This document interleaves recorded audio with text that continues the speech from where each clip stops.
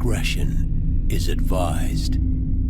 Hey everyone, this video is brought to you by Audible. Audible is offering you a free audiobook with a 30-day free trial membership. All you need to do is go to audibletrial.com/BGUnlocked. The link is in the description below, and now enjoy the video. Hey everyone, welcome back to Board Games Unlocked, and today I'm doing a discussion for Kingdom Death Monster Part 2. So, for those of you that don't know, we had actually done a discussion for Kingdom Death Monster a few weeks ago or a few months ago, after we had played the game for like about 3 times. So we had done the initial tutorial, and then I kickstarted the series off at Lantern Year 2.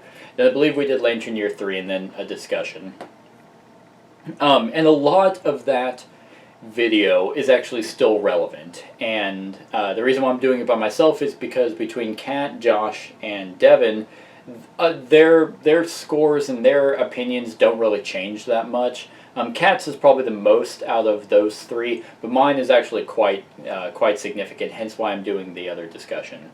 To reiterate, the reason why I'm doing this second Part 2 discussion is because we have now played the game up until Lantern Year 12, and we're still going. Like, this is kind of the first one was kind of a mid-series discussion, not really, because this goes up to 30 Lantern Years, but we have played it quite a bit more. We've experienced a lot more, a bunch of different nemesis, a bunch of expansions. So now I feel like I can give a more accurate rating, I guess. Like, I feel like Devin's score is going to stay the same. Josh drops a little bit, but barely, really at all. And Kat's is probably like a little bit as well. So, I don't want to discredit anything that's in that video, but there's definitely a lot more things that have happened since then that kind of has shifted my opinion. So, the first thing I gotta say is I still really like Kingdom Death Monster. I think this game can be a lot of fun if certain things go your way. And what I mean by that is a lot of things that they do for Kingdom Death Monster is something that's difficult for me to kind of overlook. The biggest thing is that your characters are basically a resource, and hell, even I guess in the rulebook and even in some forums, survivors and population is another resource that you have to manage. Now, at the beginning, you don't really get that sense. You know your character can die, and you know characters can die, like just for nothing, but you never really get that.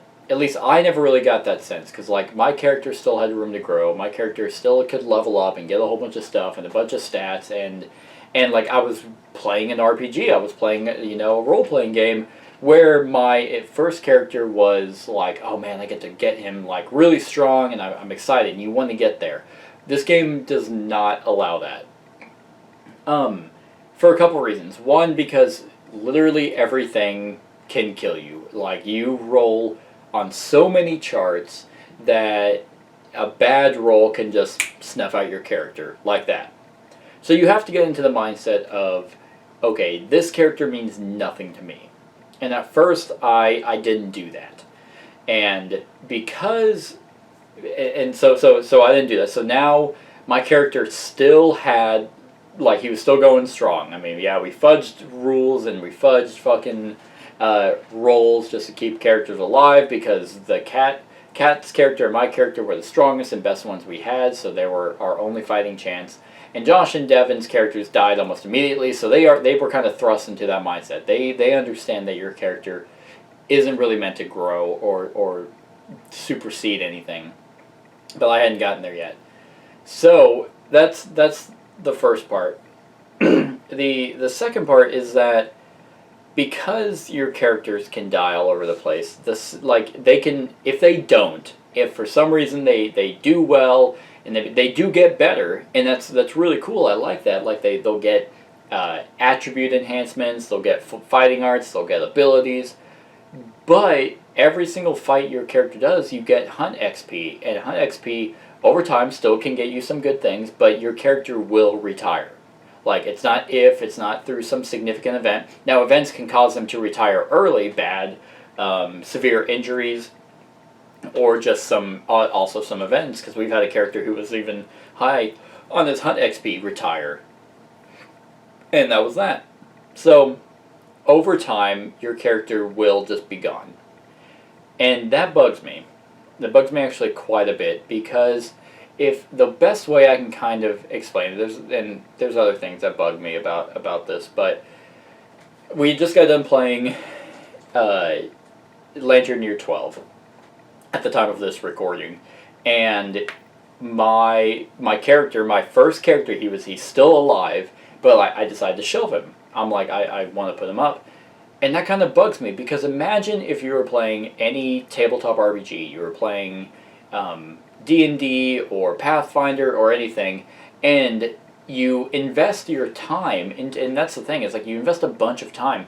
If, let's say, every fight took 2 hours, like that's including fights and the settlement phase, 2 hours, let's just, hell, even say an hour, that's 12 hours of gameplay. That's 24 hours of gameplay on one character. If you spent that much time on D&D, on your character that you invested, that you put time into, that you made into a character, and the DM just kind of took it and was like, nope, you don't get to play this anymore. Here's a new character. No story-related event, no nothing, just that's the rule. You don't get to play your character. That would fucking suck. Like, you'd be like, why am I even playing? What's the point?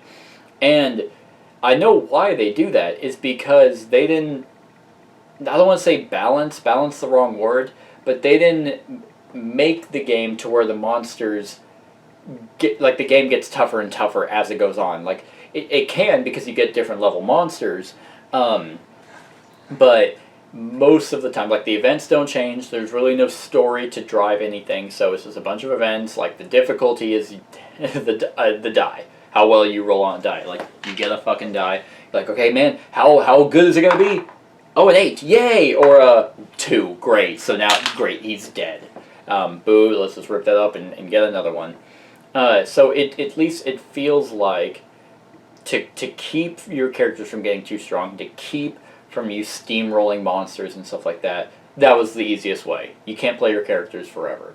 And that bugs me, because I really liked playing as Malachi. Like, I had him as, like, this badass. Like, he started off at the very beginning of the game, and he was going strong, and same with Kat's character. We were both going strong. We had these fighting arts, we have these disorders, we made the character.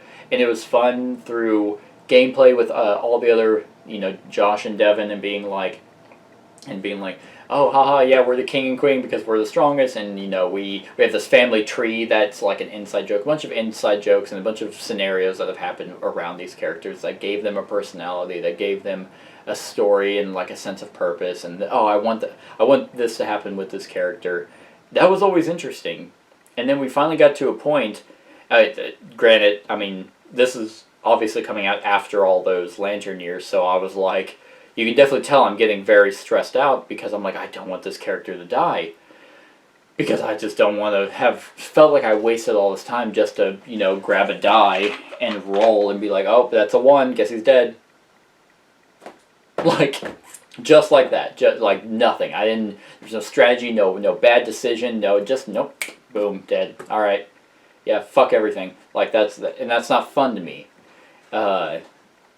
And I know there's video games out there like that, and I don't like those games. I don't like where you basically start over from scratch, and the game doesn't give you enough mitigation that it's like, okay, like, if you had to exhaust resources or something, or like survival points where it's like, okay, you have to spend or if you have 5 survival or whatever, like Lantern, you have ways to re-roll dice, but nope, you get 1 re-roll and that's that. And I understand it's called Kingdom Death Monster. Like, it's meant to be around death, but they make it in such a way that when your characters are such an integral part, that for them to be snuffed out like that, it's disappointing. But he's not dead anyway. He's still alive, and I had to retire him, and that bummed me out too, because I'm like, well, I guess I'll play as this character. Then we did another fight, and I was just bored. Like, I wasn't invested. I wasn't invested in the fight. And now here, and this is where I'm gonna come to my second part of things that bug me about Kingdom Death that I didn't realize the first time, because we hadn't played enough for it to matter. Everything was still new and exciting, and we've seen, I mean, since then we've seen a lot of stuff happen. So, so I'm playing a new character, and it's like I have the exact same gear set and gear slots and weapons that the first character had.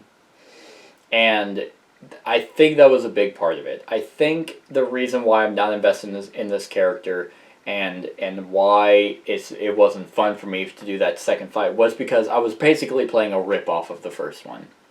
So after talking, because me, Devin, and Josh talked about doing a discussion, but then we kept talking about like my complaints and their rebuttal to that, and they made a lot of sense. And then like it just kept getting narrowed down to more and more of that. I want more character investment. I want to feel like I'm making someone. And it did boil down to, well, because I don't have new items or a new set for this new character. So I'm basically playing a ripoff, but it's not the character. So I think what can help a lot is if I can get like a new armor, a new weapon, and make this guy a different type of proficiency with weapons and armor, then that would be a lot of fun, because I would be playing a different type of character. And it's the best way the best analogy I can think of is if you've ever played Skyrim or Fallout or any type of traditional role-playing game, is if you had to play the exact same set. You play Skyrim, you always have to play Sword and Shield and always go those perks.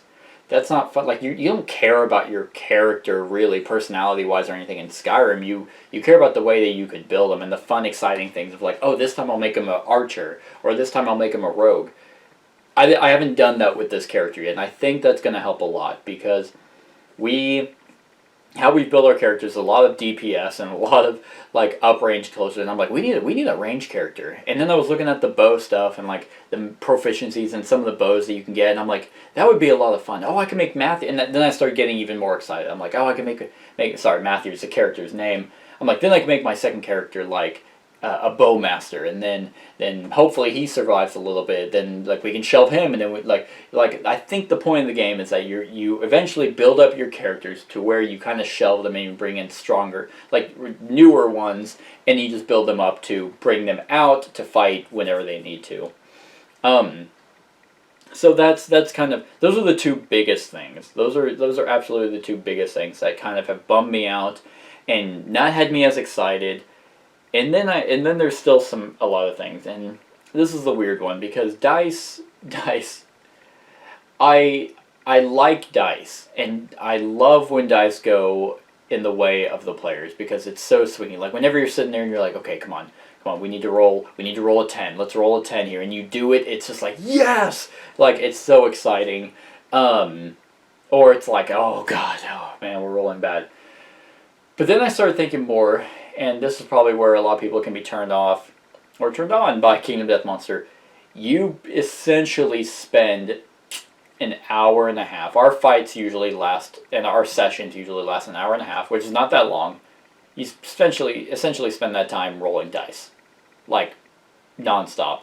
And like you're rolling dice on charts, you're rolling dice to see what happens. Like on the hunt phase, you're rolling 2 dice to see where it's on any hunt event table, and yeah, there's 100 events, but like whenever you do 5 of those each hunt, like you eventually, like chances are you're gonna see some of the same ones, and some of those events are still fun because they go off depending on if you have a certain thing or if you have a certain item, and that's exciting. But so you're rolling dice for that, then you're rolling dice for the monster, then you're rolling dice for yourself, and then how well you do in this game is dependent on how well the dice go. If you are fighting, because we fought a level 2 nemesis, first time we ever fought him, just based off where he was in the lantern year, that depicted his level, so he was level 2, and I was like so stressed out because I'm like, we're gonna get screwed, like we're gonna get destroyed by this guy. Nope. Dice went our way in that match, and that was actually and it was okay. Then we fight the next thing, level 2, of a monster we had already fought before. And we have fought level 2 monster. We fought a level 2 lion, destroyed it. Fought a level 2 gorm, destroyed it. Then we're fighting level 2 antelope, it's not going that well. We're actually getting wrecked.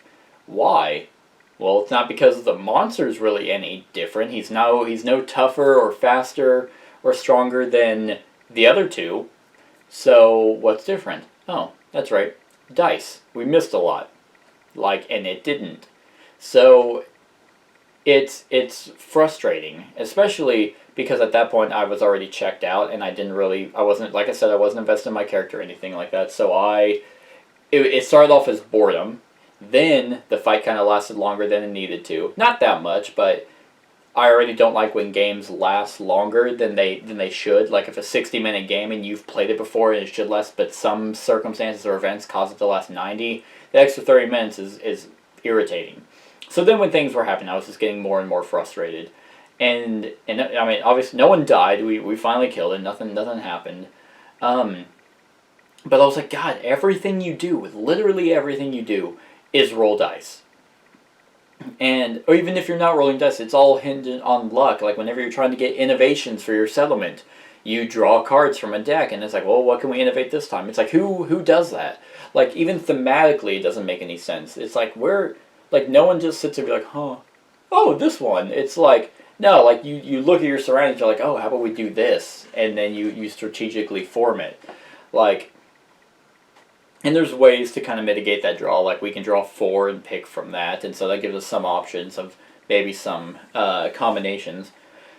But yeah, it's like it's just frustrating to sit there and watch your time investment, and hell, even if you had a character that you worked hard on, and then just dice don't go your way, and then you're just getting screwed for really no reason of your own. Like it's like watching an auto level play. You're just sitting there and you're like, okay, well let's see what happens. And this is the other kind of negative thing is the there's not a whole lot of strategy, and we are 12 sessions in. I think that is a sufficient amount of plays to be able to really rate a game, for sure. And we're finally starting to look at some cards, and it's like, for example, the Spear Master Proficiency gives you like a benefit if you're attacking like from the monster's blind spot, but there's someone in front, you can give them the priority turn, meaning that they'll be attacked by the monster. Well, you can pair that with someone who has like a really stout armor set, so they can take the hits. So it's like, okay, yeah, so you position yourself behind it, and I'll come up behind you and swing my spear behind you, and then you're going to be the target because you can take the hits, but I can't. That stuff is amazing. So we're 12 sessions in, and that stuff is just now showing up. Not through randomness or anything, but that's stuff that you can build towards. And I feel like after 12 games of anything, you should know like almost everything of it, like the back of your hand. But now it's just, and it's not because we like ignored it, it's because how you get to master level proficiency in weapons is you have to hit the monster, and then you only gain 1 each time. So it takes time for you to get, and then there's some events and innovations that you can potentially gain more, but it's slow. So you don't even get a chance to try and strategize like this until halfway through the game, and it's like, that's the fun part. Like, even if it's all luck, at least if you can have some strategy behind it, and then be like, okay, now let's see what happens. Like, that stuff is awesome. Or go for like, okay, well, how does this monster typically fight? For example, the Manhunter. If you have a whip, you actually you have an easier chance of hitting him, or doing more damage, things like that.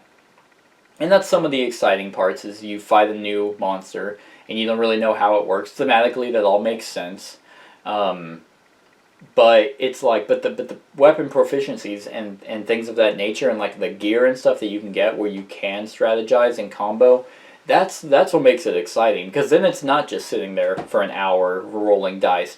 Might as well just roll a d10 and be like, okay, 1 through 5 we lose, 6 through 10 we win. All right, 10, we won. Like, that's essentially kind of how it feels at times. Like Cat has a card, like the Cat Eye Circlet.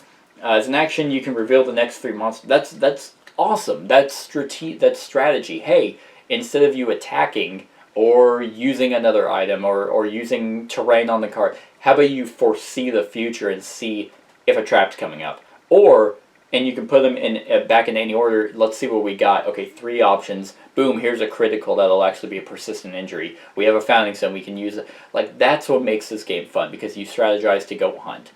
Like, and that's what it should feel like. We're in a settlement, we know the world, we know the quarry we're going after, for the most part. So it's like, okay, the white lion's going to do stuff like this, or the screaming antelope's going to do something like this, and then you can strategize stuff like that. That's what makes it legitimate. Because no Native American tribe or anything like that ran into a like just screaming and doing nothing. Especially after they know kind of what the animal was, or if they're hunting a tiger, it's just like, all right, well, this is how they act, so this is what we'll do. We're not there yet, and we're almost halfway through the campaign. So that's, and I don't know, that's like a positive, and like the fact that it can happen is still nice. Like, at least it's not literally just only rolling dice. I mean, it feels that way, but you can get there. It just takes so long to do so. And then hell, like, I mean, the weapon proficiencies is really cool, because if you do become a master, like my first character became a master in axes, therefore everyone from that point on, because that character is well, he's not retired, but he's still in the settlement. He's basically like such a master, such an expert of this weapon, that everyone gets a proficiency in that weapon. And what's really cool is that some weapons share types. So for example, and this is part of the strategy in knowing what to build for, is Josh is almost a master in spears. So there's a glaive that's an axe and a spear, meaning that so he would get both of those proficiencies and his master level in spears. That's awesome. Like, so that's what makes this stuff exciting. But whenever you have a lot of instances where you could potentially even never get there, because wow, every character dies just cause I rolled bad. You never get a chance to get to have that experience. And that's kind of where everything wraps up, and why I'm redoing this discussion is because I started noticing that, wow, you almost never get to have those fun moments of like, oh, how can we build these characters together? And the game doesn't really advance you to think like that. Like D&D, for example, and is a perfect example, because unless your character does die, they continue to level up, they continue to get stronger and stronger and stronger, and the game has specific monsters set aside because you fight this at these levels, and you go up and up and up and up, and then by the time you're level 15, you're virtually gods in D&D terms, 15 to 20, you're fighting high level stuff, and because the game, it prepares for that. Here, like, a level 3 anything is almost game breaking, but so you would never fight it. Like, if your characters keep dying, you would never fight a level 3. Unless you got lucky. You go in, you fight it, and you're like, wow, another crit, another crit, another crit. But most likely that wouldn't happen. You would never get really a chance to go and fight something, because what makes your characters good is you have, and these are I printed these off, is you get fighting arts. Those are helpful. Like, some of them are obviously better than others, but you, like, those stick on the person. So if they go away, the fighting art goes away. Same with disorders. But what makes the character really good and essential is its attributes. So the accuracy, strength, evasion, luck, speed, those can make or break your character. If you're slow, that is hurtful. But let's say you're slow and you have high strength. Well, that's a little bit better, because now you have a higher chance of wounding the monster. If you're accurate, you have a higher chance of hitting the monster. Yeah, you can have some fighting arts that can be beneficial, but they're ultimately not going to help you in anything else. So a good example of this is I was rolling on a chart, and I rolled 1d10. And I was like, oh, sweet, a permanent strength, awesome. Then Devin was like, oh, that chart you actually rolled 2d10s. So then I got a fighting art instead, and I was like, I don't want a fighting art. Like, I want the permanent strength. The attributes are what help you. Like, luck, you have a higher chance of critting. The evasion, and like, even just having a +1 in all of them would be super helpful.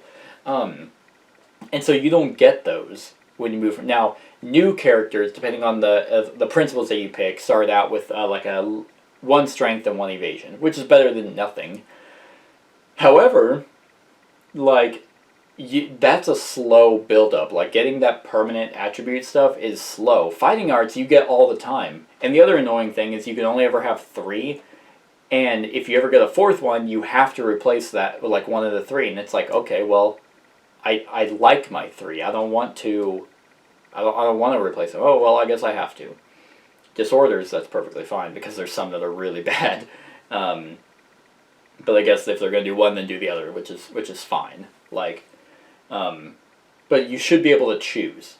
Like you should, if you draw a disorder and you're like, oh man, this is bad, but man, so are these other 3 that I have. So you have some options. There's a lot of things you really don't have a choice. You gotta have a choice of what to build. But then again, the other thing that's kind of upsetting is whenever you kill a monster, you get resources for it, obviously, that you use on gear, and most of it comes back to like what you fought, so and the settlement location that pertains to that monster. So obviously the Katarium is for, you have to fight a lion to be able to get cat gear. I mean, that makes sense.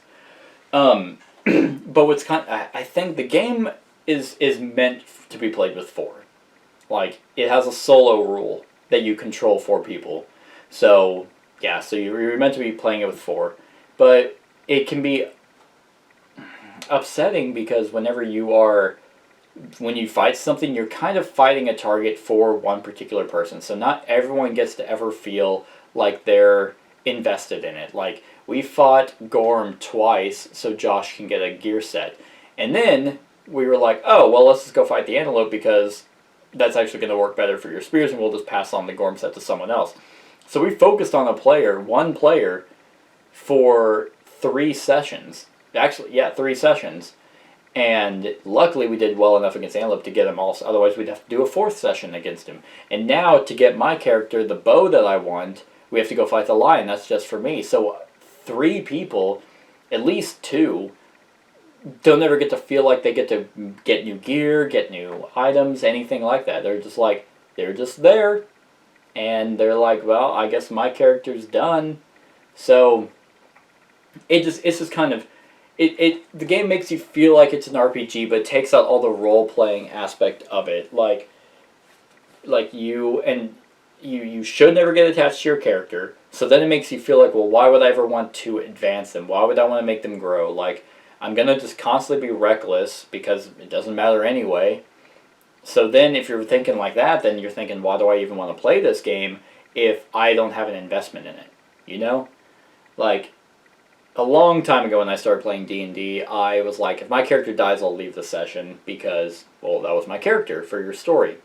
Since then, I've changed because I actually really like character creation in those types of games. So if my character dies, I'm always like, oh, well, actually, well, I can make this and this and this and make him like this. And that's the fun part for it. And here, it's like, well, like Destiny, the video game Destiny. It's like, I don't care about my character, I care about the gear. And the gear is very important in this. And I think that's what, maybe it's just a mindset you have to have.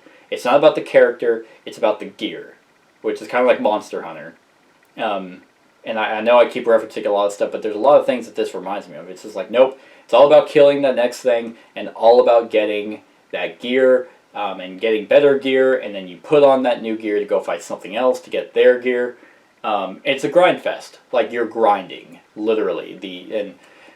And I knew that going into this game. And don't get me wrong, like, I know I've been saying a lot of negatives, but I praised this game in the very first discussion. So this is basically my reality of what's been happening lately and kind of my current thoughts on Kingdom Death Monster. So if you want to know the praise that I have for it, definitely go check out that discussion because that's still, for the most part, accurate. Spoiler, everyone gave it a 10. And whenever Josh told me that, I was like, there's no way I gave this a 10. And he's like, yes, you did. And I'm like, no. And then I watched it. Sure enough, I gave this game a 10. That is not the case anymore. Josh is also not at a 10, but he's not, I think he's at a 9 or a 9.5. Cat, I can see probably at an 8.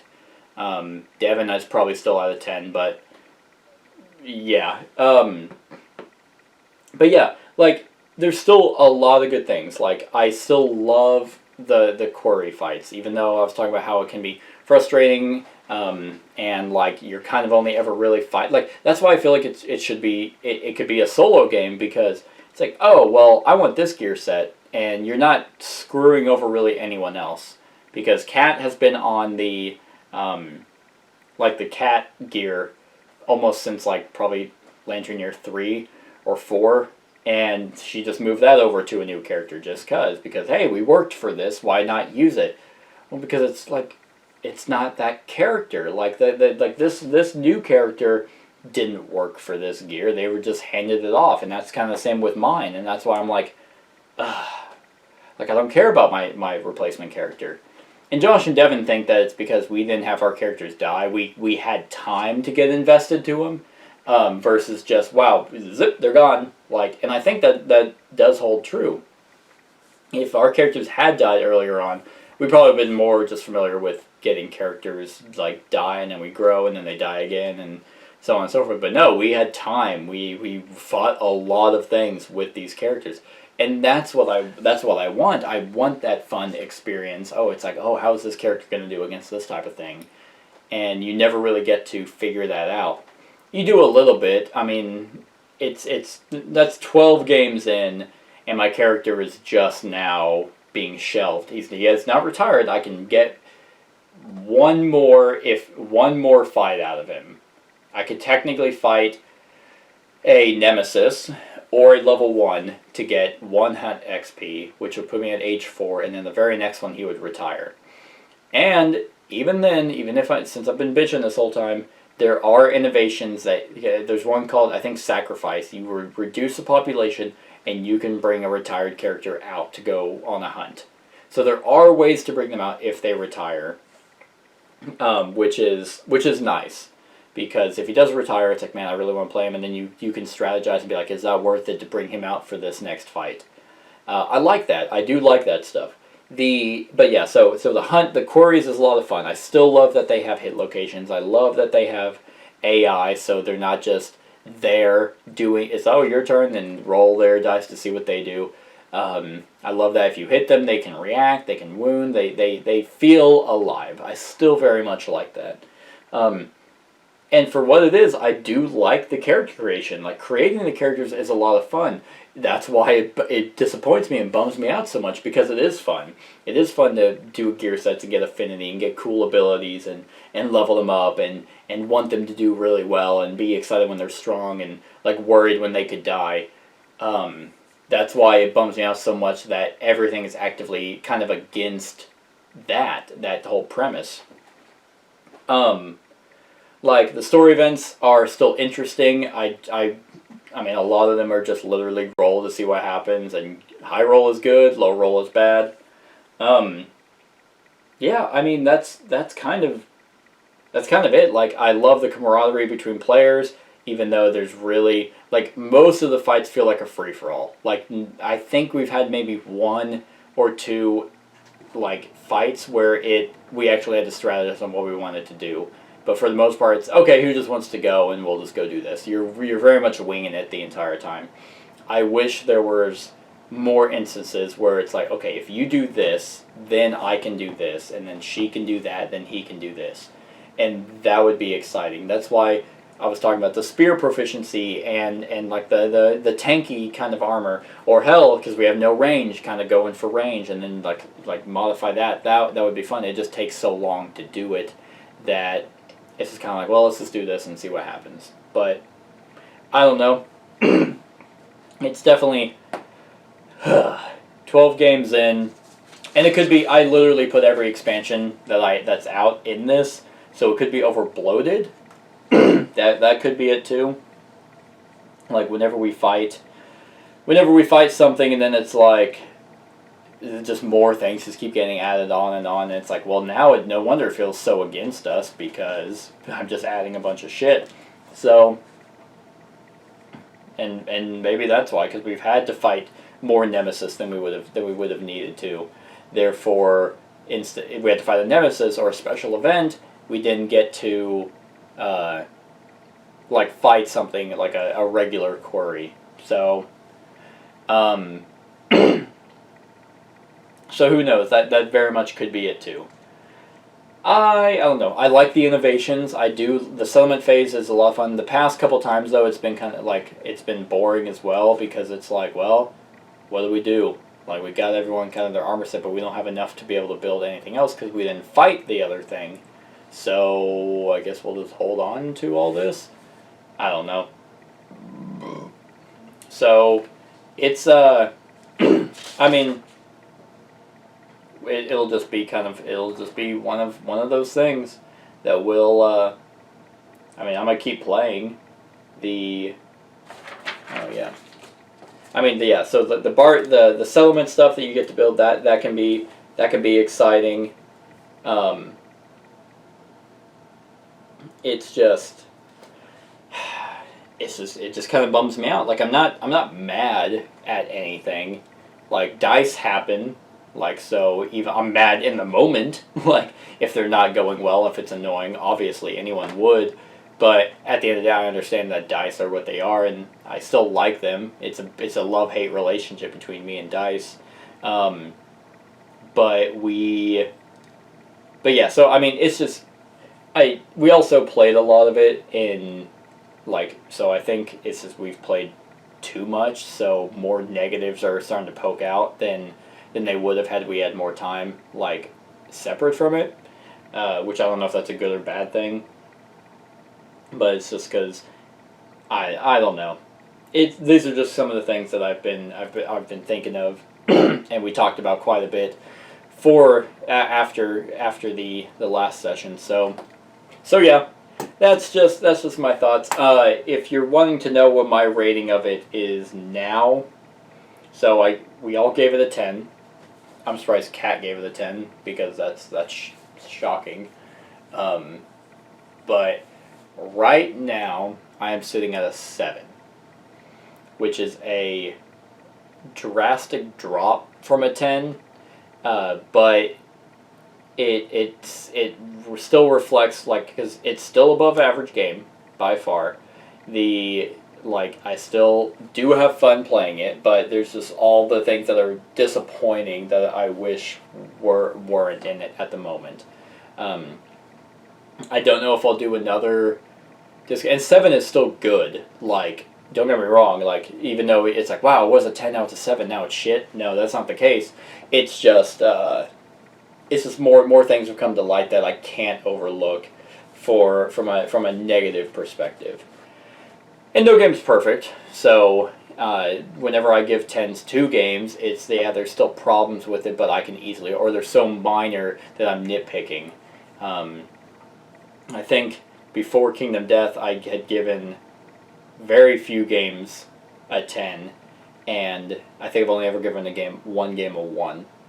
So those are still very rare things, and I think I've had to have an objective look, because also at the end of that discussion, we just came off the high of one-shotting the White Lion, which was, I mean, obviously that was exciting and awesome, because it was like, man, okay, that's a crit, okay, great, roll a d10 again, and bam, it's so exciting. But now, in the past couple encounters, it's like when I'm getting crits, or we're getting crits, it's just like, alright, like, okay, you crit, yeah, this is what happens, boom. So that's kind of it. Oh, and I also, it's whatever. You'll see in the videos, but I really don't like the Nemesis encounters. They're incredibly frustrating. So that's it, everyone. That is my thoughts. That is the updated discussion from my point of view on Kingdom Death Monster. I don't know if I'll do another discussion. I am very curious to see how I feel like in another 10 sessions. Like, we basically, it's actually funny enough, this is 10 sessions later. Like, I've done a discussion. So I'm very curious to see how I feel in, like, Lantern Year 22. I don't know if I'll do one then.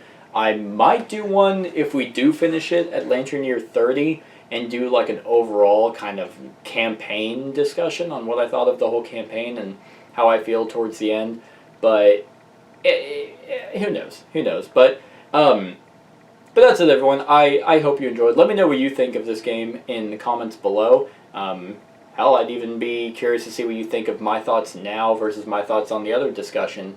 Like, you want to see what we think, and let me know if there's maybe there's a trick, or hey, you need to think of it like this, that I can, because there's been multiple times where I've hated something and I've had to change my mindset to be able to enjoy it. Deck builders is a perfectly fine example of, like, I used to hate them and now I love them. So, and I've had to change the way my mind thinks about them. So maybe that's something I need to do here. And I'm trying. I think a lot of it can be for, don't get so attached to characters, but you can just do a different gear set for them, build them a different way, so you're not just playing like a copy and paste version, because that gets boring real quick. Maybe try out new characters, swap them out like with each other. That might change it. So yeah, I mean, I guess look forward to another discussion. Probably just by me. Maybe I might get the other guys involved at the end of the campaign just to see what they think. So other than that, yeah, like, comment, share, and subscribe, and have a wonderful whatever time of day it is for you. Hey everyone, thanks so much for watching this, and if you like this video, then click the subscribe button below to enjoy any video that I put out. And right next to that subscribe button is a little bell. Click that so you get notified of whenever I actually upload these videos. If you want to support the channel, you can definitely visit my Patreon page. The link is in the description below. Other than that, like, comment, share, and subscribe, and have a wonderful whatever time of day it is for you.